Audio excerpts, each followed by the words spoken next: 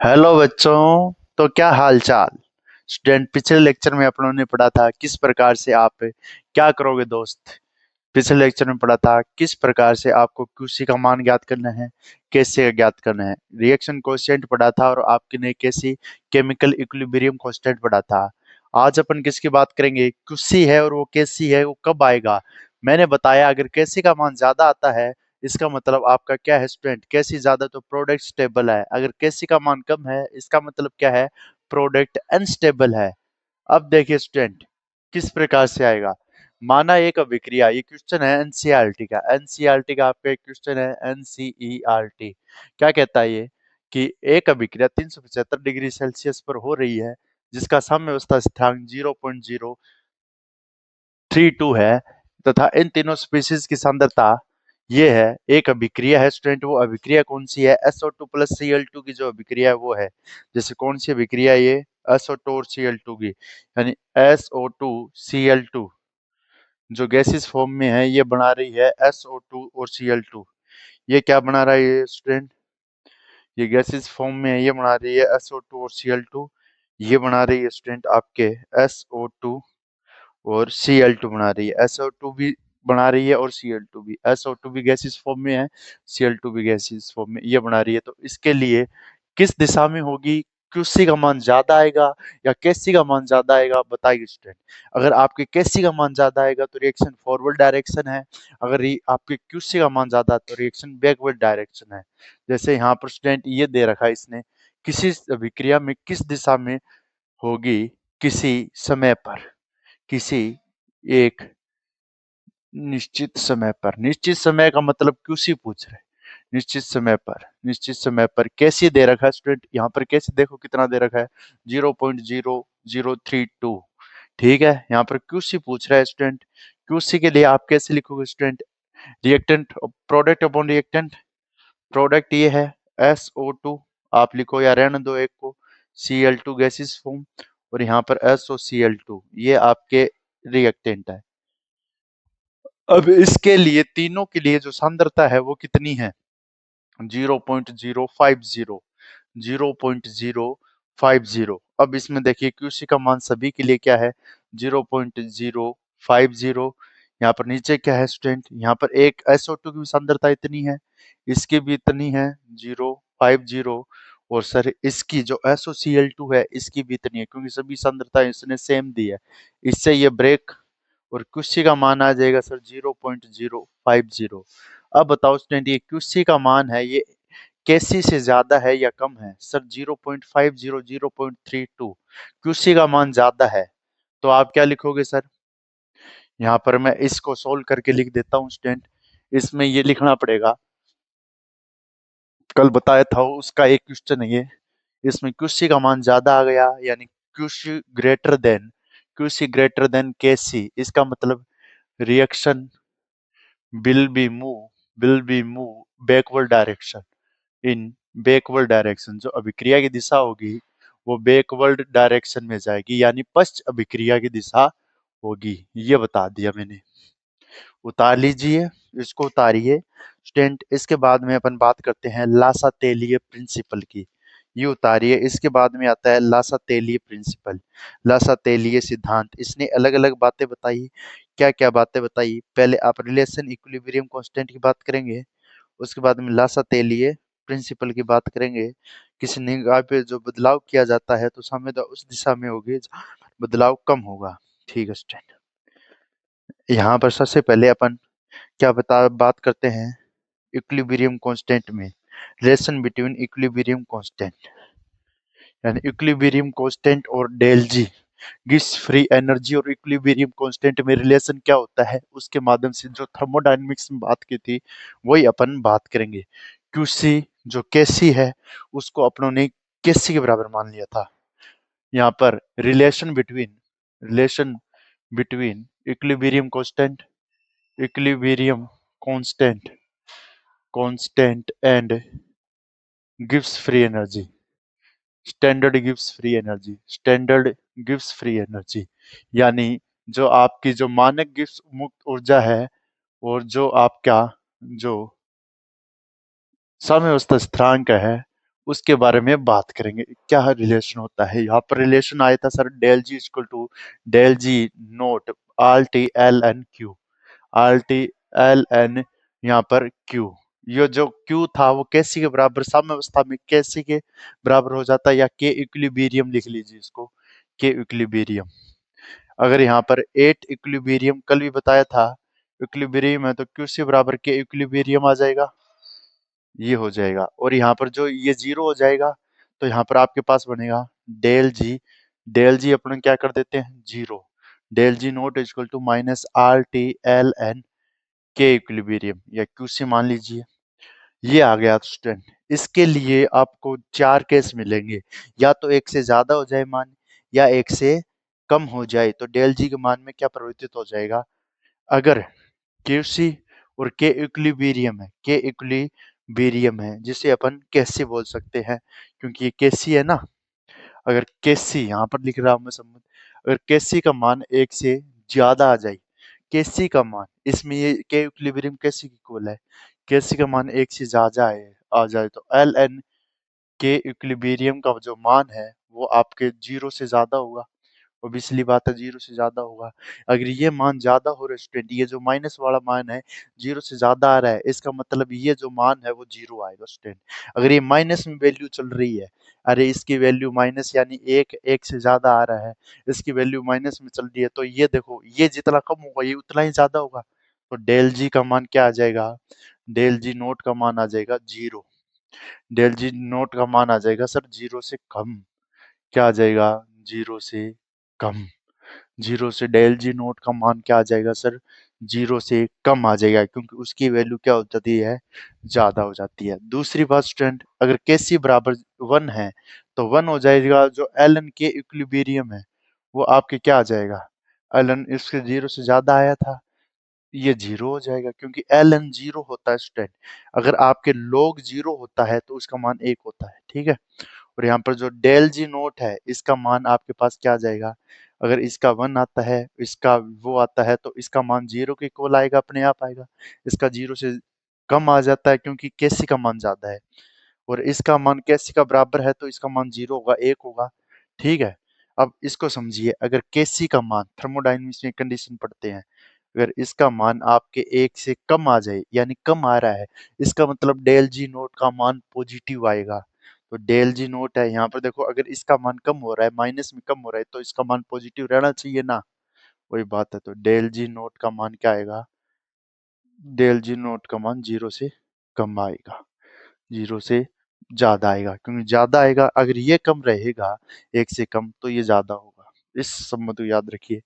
वो जो आपके एल एन के इक्विलिब्रियम का मान है, एल एन के इक्विलिब्रियम का जो मान है वो आपके कितना आएगा स्टूडेंट, अगर ये ज्यादा आ रहा है मतलब ये भी आपके एक से ज्यादा है, तो इसका मतलब क्या है स्टूडेंट, यहाँ पर अपन के इक्विलिब्रियम का मान जीरो पड़ा था, तो यहाँ पर क्या हो जाएगा, जो एल एन का मान है, के सी का मान है, अगर एक आ रहा है, अगर एक से ज्यादा आ रहा है, तो इसका मतलब क्या है, एक से कम आ रहा है, तो एल एन के इक्विलिब्रियम का मान भी क्या होगा, ये एक से कम आ रहा है तो जीरो से कम आएगा। ये रिलेशन याद रखना स्टूडेंट। फिर से देखिए, अगर ज्यादा होगा स्टूडेंट, इसका मतलब कम है, इसका मतलब ज्यादा है, केसी का मान ज्यादा हो गया तो ये भी ज्यादा होगी जो वैल्यू है वो। और यहाँ पर अगर एक लेते हैं तो आपका पता है लोग एक का मान जीरो होता है, तो जीरो हो गया, यानी जीरो से जो एल एन का मान है वो जीरो से ज्यादा आ गया, केसी का ज्यादा, एल एन के इक्विलिब्रियम को ज्यादा, तो ये क्या हो गया, डेल जी नोट का मान आपके जीरो से कम आ गया, क्योंकि इसकी वैल्यू अगर ज्यादा आ रही है तो इसकी वैल्यू इसकी तुलना में कम होगी। दूसरी बात, केसी बराबर वन, ये वन, और डेल जी का मान जीरो, ठीक है। अब इसके बाद में केसी का मान क्या आ गया स्टूडेंट, एक से कम आ गया, एल एन के इक्विलिब्रियम जीरो, लेकिन ये ज्यादा। अब इसके बाद में आता है लासा तेलीय प्रिंसिपल, लासा तेलीय सिद्धांत। इस सिद्धांत को पूरा करवाऊंगा स्टूडेंट, इंपॉर्टेंट सिद्धांत है और पूछे जाने वाला सिद्धांत है, 5 नंबर में ही पूछा जाता है स्टूडेंट ये। लासा तेलीय नियम, नया नियम है स्टूडेंट, क्या है, लासा तेलीय, लासा तेलीय नियम, लासा तेलीय नियम। ये सिद्धांत क्या कहता है स्टूडेंट, ये सिद्धांत ये कहता है आप कोई भी काम करोगे तो उस काम का विपरीत होगा। अगर रिएक्शन आगे जाएगी तो रिएक्शन वापस आना चाहिए, अगर अपन आगे की दिशा में बल लगाएंगे तो पीछे की दिशा में जाएगा। रिएक्शन उस दिशा में जाएगी जहां से उसकी सांद्रता कम हो जाए। अगर आप रिएक्टेंट की सांद्रता बढ़ा दोगे तो रिएक्टेंट की सांद्रता कम कब होगी? जब रिएक्शन पीछे जाएगी। और प्रोडक्ट की सांद्रता बढ़ा दोगे कम कब होगी? जब रिएक्शन पीछे आएगी। अगर रिएक्टेंट की सांद्रता कम करनी है, रिएक्शन को आगे ले जाओ। प्रोडक्ट की सांद्रता कम करनी है, रिएक्शन को पीछे ले जाओ। अगर टेम्परेचर ऊष्माक्षेपी और ऊष्माशोषी में बढ़ाना है आपको, अगर ऊष्माक्षेपी और ऊष्माशोषी में, अगर टेम्परेचर में रिएक्टेंट की साइड बढ़ा दूंगा, तो इसका मतलब आप जो भी काम करोगे, आपने तापमान कहाँ बढ़ाया? रिएक्टेंट की साइड। तो कम कहाँ होगा? जहां से प्रोडक्ट है। आपने प्रोडक्ट की साइड तापमान बढ़ाया तो कम कहाँ होगा? जहां पर रिएक्टेंट है। तीसरी बात स्टूडेंट, ये प्रेशर पर लगता है। अगर प्रेशर बढ़ाओगे, स्टूडेंट सुनना बातें ध्यान से, अगर प्रेशर बढ़ा रहे हो, वॉल्यूम कम है, प्रेशर बढ़ा रहे हो, वॉल्यूम कम है, यानी प्रेशर ने आपको बढ़ाया है, तो आपका रिएक्टेंट उस दिशा में जाएगी, रिएक्शन जिस दिशा में आपके गैसेस जो मोल होंगे वो कम होंगे, क्योंकि आपने प्रेशर बढ़ाया है। ठीक है, इन सभी बातों को एग्जाम्पल के माध्यम से समझा जाए। कैसे समझा जाए वो आपको बात करनी है। यदि किसी निकाय पर हम कोई भी बदलाव करेंगे तो साम्यावस्था उस दिशा में जाएगी जहां बदलाव कम होता है। यदि किसी निकाय पर हम कोई भी कार्य मान लो, पर हम कोई भी कार्य करते हैं, कार्य करते हैं, तो अभिक्रिया उस दिशा में, उस दिशा में जाना चाहेगी, जाना चाहेगी जहां बदलाव कम हो, चाहेगी जहां साम्यावस्था प्राप्त हो जाए, अर्थात बदलाव कम हो, अर्थात बदलाव का मान कम हो, यानी साम्यावस्था आपको लानी है। यह नियम किसी अभिक्रिया की साम्यावस्था की स्थिति को बताता है। किसकी स्थिति को बताता है? यह नियम किसी अभिक्रिया की साम्यावस्था की स्थिति को बताता है। ठीक है स्टूडेंट, आया समझ में? किसको बताएगा? अभिक्रिया की साम्यावस्था की स्थिति को यह नियम आपके बताता है दोस्त। ये उतारिए। इसके बाद में अलग अलग टेम्परेचर लेंगे। अपन सबसे पहले लिखेंगे सांद्रता का प्रभाव। दूसरी बात लिखेंगे अपन सांद्रता के प्रभाव के बाद में तापमान का प्रभाव। सांद्रता का प्रभाव हो गया, तापमान का प्रभाव लिखेंगे। उसके बाद में अपन लिखेंगे दाब का प्रभाव। सांद्रता का प्रभाव, तापमान का प्रभाव व दाब का प्रभाव। ठीक है, उसको अपन लिखेंगे और एक अपन एग्जाम्पल भी लिखेंगे। सांद्रता का प्रभाव, तापमान का प्रभाव। सबसे पहले अपन इस प्रभाव में लेते हैं सांद्रता का प्रभाव। क्या लेते हैं स्टूडेंट? सांद्रता का प्रभाव। सांद्रता का प्रभाव, इसका मतलब क्या है? Effect of concentration. Effect of concentration, concentration इसको बोलते हैं। इसमें क्या माजरा है, क्या मामला है स्टूडेंट? देखिए बहुत ही प्यार से। मान लीजिए मेरे पास कोई अभिक्रिया A प्लस बी है, वो साम्यावस्था की स्थिति है, उस पर C बना रही है। अब मैं बता रहा हूँ स्टूडेंट सांद्रता का प्रभाव। ये रिएक्टेंट है, रिएक्टेंट की कंसंट्रेशन में बढ़ा देता हूँ, यहाँ पर प्रोडक्ट की कंसंट्रेशन में बढ़ा देता हूँ। अब दिमाग लगाइए स्टूडेंट, ये फॉरवर्ड रिएक्शन की डायरेक्शन है, ये बैकवर्ड रिएक्शन की डायरेक्शन है। अब मैं जो आप ये कहता है कि आप जो काम करोगे उसकी विपरीत काम होगा। आपने काम क्या किया, कार्य क्या किया? सर अभिकार्य की सांद्रता बढ़ा दी, इसकी सांद्रता बढ़ा दी, तो ये कम कब होगी? आगे आ जाइए, पीछे आ जाइए। सर आगे भाग जाइए, आगे भाग जाए तो ऊर्जा निकालेगा, और ये ऊर्जा निकालने पे आपकी क्या हो जाएगी? सांद्रता आपकी कम हो जाएगी।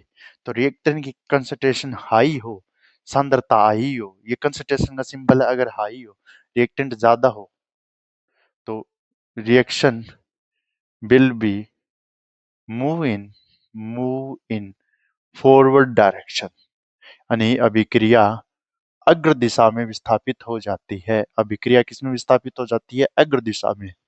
और अगर प्रोडक्ट की कंसंट्रेशन हाई है, इसकी हाई है कंसंट्रेशन अब की बार, तो अभिक्रिया पीछे मारेगी ना, बैक। तो reaction will be move in backward direction. Reaction will be move in backward direction. Backward direction, ये पहला नियम हो गया। यानी अभिक्रिया की दिशा बताई गई, सांद्रता ज्यादा किसकी है, अगर जिस चीज की सांद्रता ज्यादा है उस चीज को वह कम करना चाहिए ताकि उसके बीच में साम्यावस्था आ सके। साम्यावस्था के नियम का निर्धारण किया जाता है।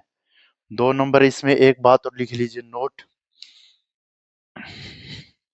लासा तेलिए का नियम, लासा तेलिए का नियम सिर्फ गैसिस प्रावस्था पर ही लागू, गैसिस प्रावस्था पर ही लागू होता है। लासा तेलिए का नियम केवल गैसिस प्रावस्था पर ही लागू होता है, पर ही लागू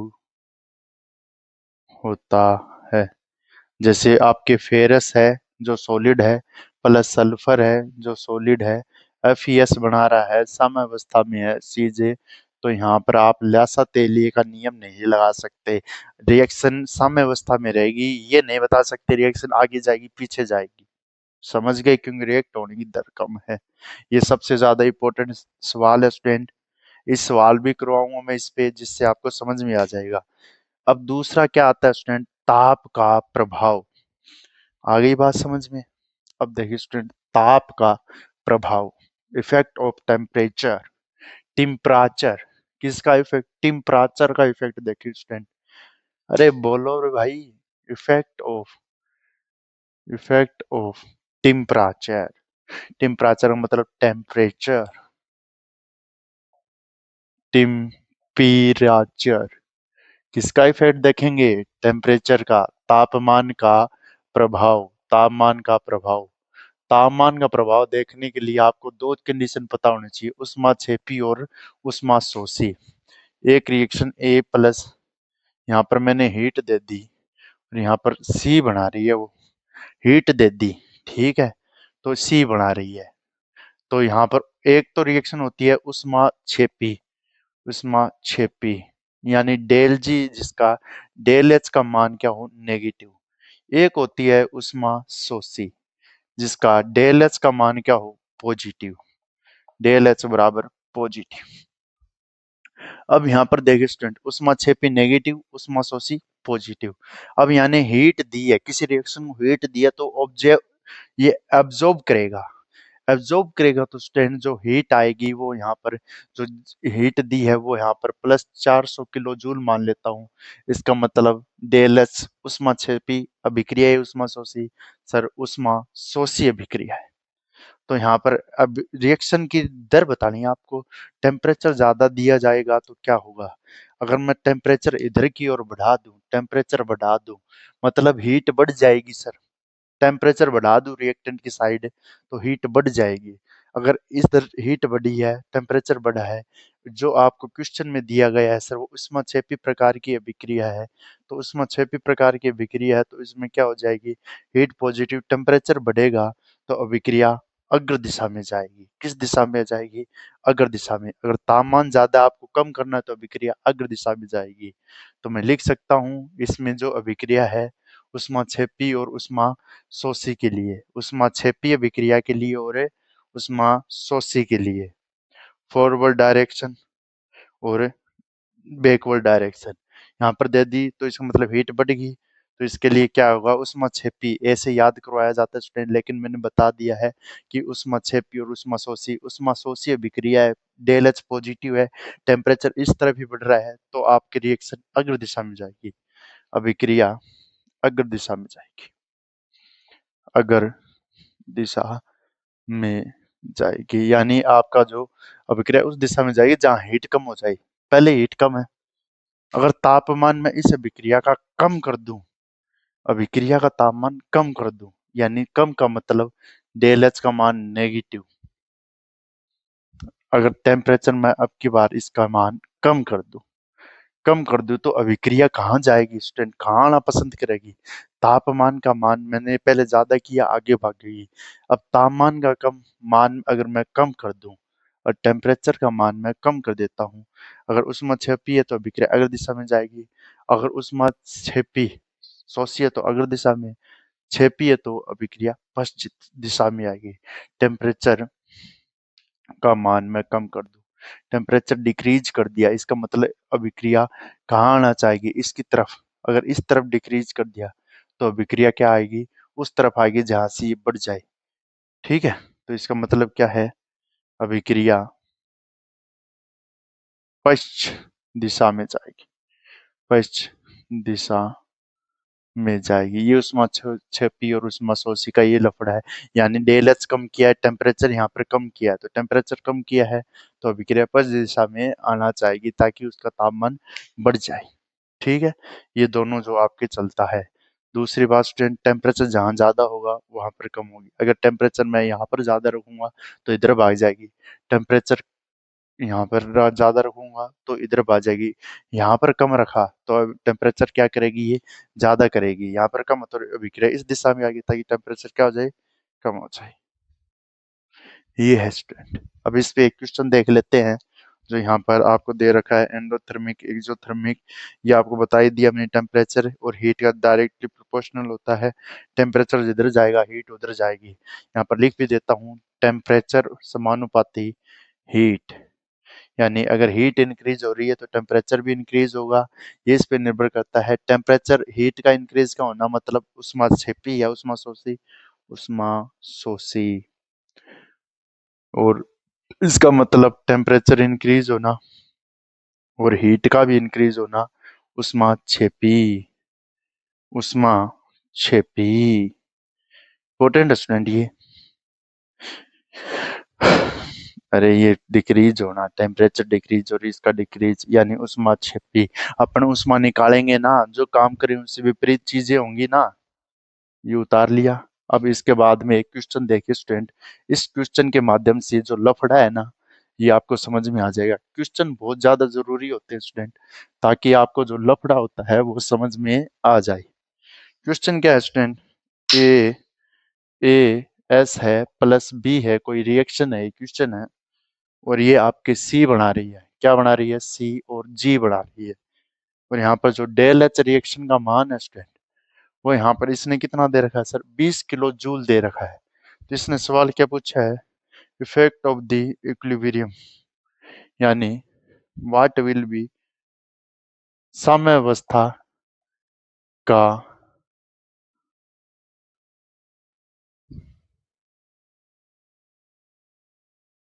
प्रभाव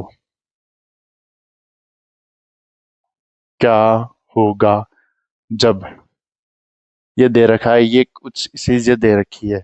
इसने पहला दे रखा है अगर टेम्परेचर बढ़ा दिया जाए, ठीक है स्टूडेंट, टेम्परेचर बढ़ा दिया जाए।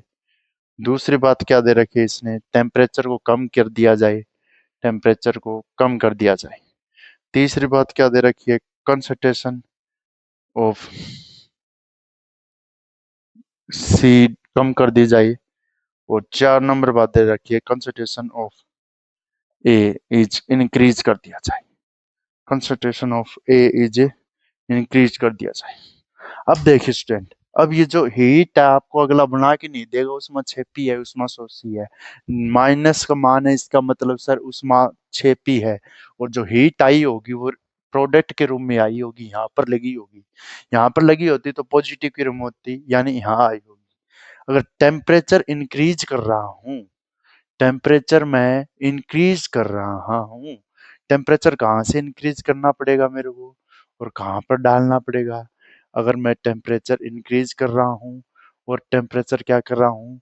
डिक्रीज कर रहा हूँ। एक पे तो मैंने क्या किया है स्टूडेंट? टेम्परेचर इंक्रीज किया है और एक पे मैंने डिक्रीज किया है। अब देखो स्टूडेंट, जो टेम्परेचर इंक्रीज होगा मतलब यहाँ पर इंक्रीमेंट करना। अरे टेम्परेचर जहां पर हीट है वहां पर तो बढ़ाऊंगा, ऐसे थोड़ी है जहां पर हीट नहीं है वहां पर ये बढ़ा दो स्टूडेंट, ये बढ़ा दो। यानी बढ़ा दो, 20 से हीट बढ़ा दो, 40 हो जाए, 60 हो जाए, अपन कर रहे हैं सर बढ़ जाए बढ़ जाए बढ़ जाए, आ जाएगी इधर। तो रिएक्शन का डायरेक्शन क्या होगी? Forward, sorry backward. फॉरवर्ड तो कहाँ है? फॉरवर्ड तो यही है, बैकवर्ड। बैकवर्ड यानी पश्च दिशा। पश्च दिशा, कौन सी दिशा भाई? पश्च दिशा।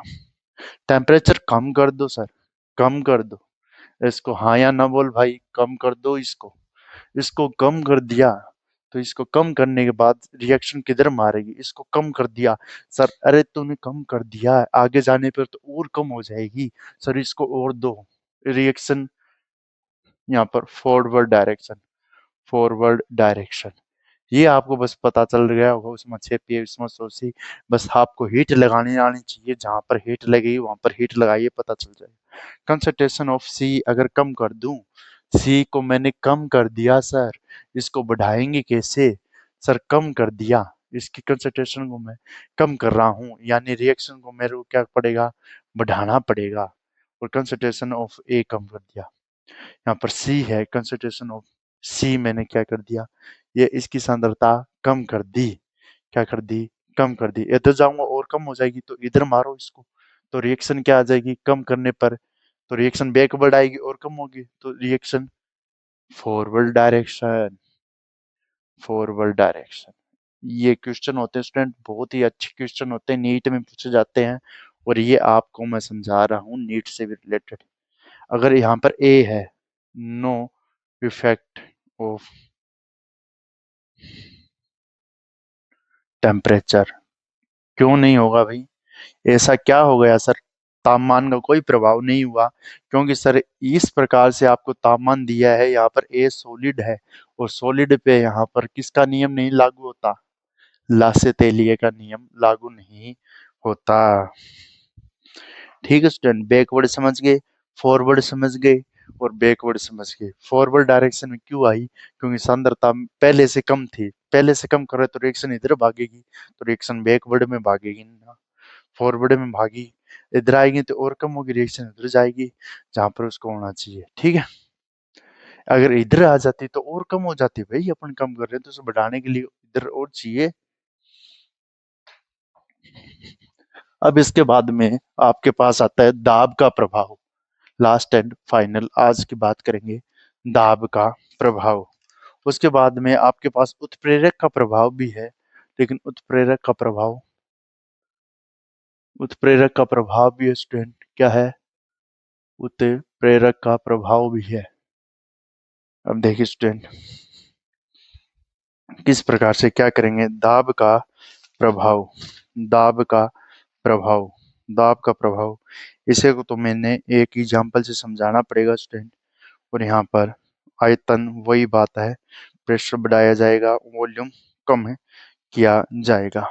इसने यही बोला है, प्रेशर बढ़ाएंगे वॉल्यूम वाली बात पहले आएगी। ठीक है, प्रेशर बढ़ाए जाएंगे वॉल्यूम वाली बात पहले आएगी। यहाँ पर 3a प्लस 4c, यहाँ पर 5c बन रहे हैं। 3 नंबर है दाब का प्रभाव, दाब का प्रभाव। इसमें बात करते हैं अपन, रिएक्शन की बात बाद में करते हैं, पहले इसमें लिखते हैं। अगर प्रेशर ज्यादा है वॉल्यूम कम है, इसका मतलब आपके प्रेशर ज्यादा है, तो प्रेशर किसके कारण ज्यादा होगा? नंबर ऑफ मोल के कारण ज्यादा होगा। प्रेशर जहाँ पर मोल ज्यादा है वहां पर प्रेशर ज्यादा होगा। तो मैं इसकी बात करता हूँ, तो यहाँ पर इस पे कम करने के लिए आपको फॉरवर्ड करना पड़ेगा। अभिक्रिया उस दिशा में जाएगी जहां मोलों की संख्या, मोलों की संख्या कम हो, ये मोलों की संख्या कम हो। और यहाँ पर क्या आ जाएगा स्टूडेंट? अगर P का मान डिक्रीज है, वॉल्यूम का मान इंक्रीज है, मेनली यहाँ पर अग्र दिशा एनसीईआरटी में दी, और यहाँ पर वॉल्यूम ज्यादा हो तो अभिक्रिया उस दिशा में जाएगी, उस दिशा में जाएगी जहां मोलों की संख्या अधिक हो, मोलों की संख्या देखो, यही तय करेंगे स्टूडेंट किस प्रकार से होगी। देखो ये बैकवर्ड फॉरवर्ड तो दिशा है स्टूडेंट, ये से बैकवर्ड फॉरवर्ड ये तो अपने आप में तय से नहीं होते हैं, लेकिन इस अभिक्रिया के लिए मैं जरूर बता सकता हूँ। ठीक है स्टूडेंट, ये दोनों उतार लिया। उतारने के बाद देखिए स्टूडेंट इस अभिक्रिया में क्या माजरा है, क्या क्या है। यहाँ पर मोल देखिए और डेल एन जी का मान देखिए। यहाँ पर मोलों की संख्या ज्यादा हो और मोलों की संख्या क्या हो, कम हो। मोलों की संख्या ज्यादा हो, मोलों की संख्या यहाँ पर 4 3, यहाँ पर टोटल है 7 मोल। कितने मोल हैं, 7 मोल। और यहाँ पर कितने हैं, 5 मोल। तो अभिक्रिया की अगर देखें तो स्टूडेंट आपको कम करना, अगर इस रिएक्शन में प्रेशर ज्यादा कर दूं, वॉल्यूम कम कर दूं, तो अभिक्रिया किस में जाएगी, अग्र दिशा। अग्र दिशा में जाएगी क्योंकि वहां पर 5 मोल मिल रही है।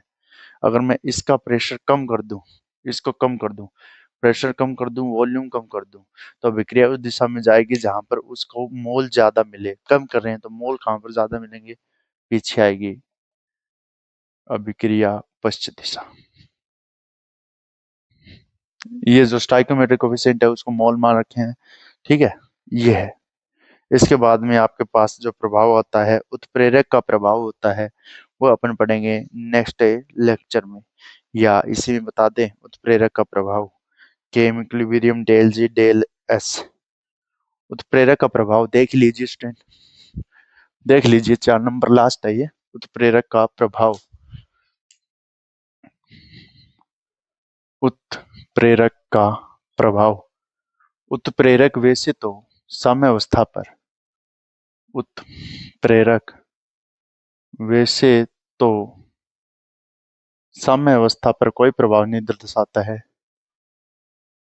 अवस्था पर कोई प्रभाव नहीं दर्शाता, बल्कि यह अभिक्रिया के समय को कम कर देता है ताकि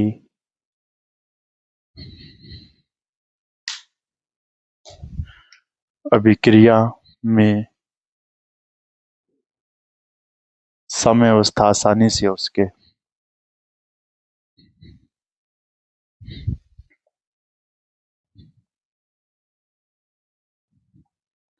जैसे स्टूडेंट से हो सके, क्या माजरा है, क्या मामला, देखिए स्टूडेंट यहाँ पर रिएक्टेंट है, प्रोडक्ट है, कुछ भी है, यहाँ पर पोटेंशियल एनर्जी है, यहाँ पर कोऑर्डिनेट है, कोऑर्डिनेट कोऑर्डिनेट है जो टाइम के, यहाँ पर टाइम मान लीजिए, पोटेंशियल एनर्जी मान लीजिए। यहाँ पर एक अभिक्रिया ए से बी गई, यहाँ पर ए है तो प्रोडक्ट सी बन रहा है, सी प्रोडक्ट बन रहा है। वो टाइम में पोटेंशियल एनर्जी ज्यादा है उसको, ठीक है, यहाँ पर टाइम है इस प्रकार से, पोटेंशियल एनर्जी ज्यादा लग रही है। ठीक है, एक अभिक्रिया है वो यहाँ पर क्या प्रोडक्ट बनना है, लेकिन ये नीचे से ही बनेगी। ये क्या बनाएगी, स्टेबिलिटी ज्यादा, इस तरफ स्टेबिलिटी ज्यादा। तो ये काम है उत्प्रेरक का, और ये काम है सीधा बिना उत्प्रेरक। उत्प्रेरक क्या किया इसने, जो कंसंट्रेशन थी उसको पोटेंशियल एनर्जी जो कम कर दिया, स्टेबिलिटी ज्यादा प्रदान कर दी, जिससे जो टाइम है वो जल्दी आ गया स्टूडेंट यहाँ पर। ठीक है, ये मान लीजिए ये टाइम था, यहाँ पर आपको ये इस प्रकार से आ रहा था, यहाँ पर 40 सेकंड लग रहे थे, यहाँ पर इसमें 10 में ये काम कर दिया, और आपको ऐसा बना लीजिए ये नीचे कर दिया जाएगा ग्राफ। ठीक है, तो ये काम काम करता है, ये उत्प्रेरक और ये अभिकारक।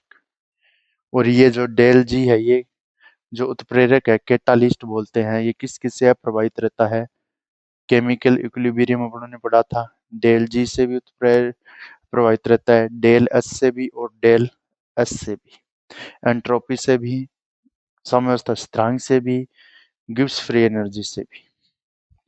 ये स्टूडेंट आज का पोर्शन है पूरा का पूरा।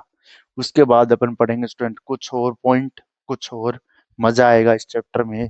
मिलते हैं नेक्स्ट लेक्चर में, नेक्स्ट वीडियो के साथ। इंपॉर्टेंट चैप्टर है स्टूडेंट।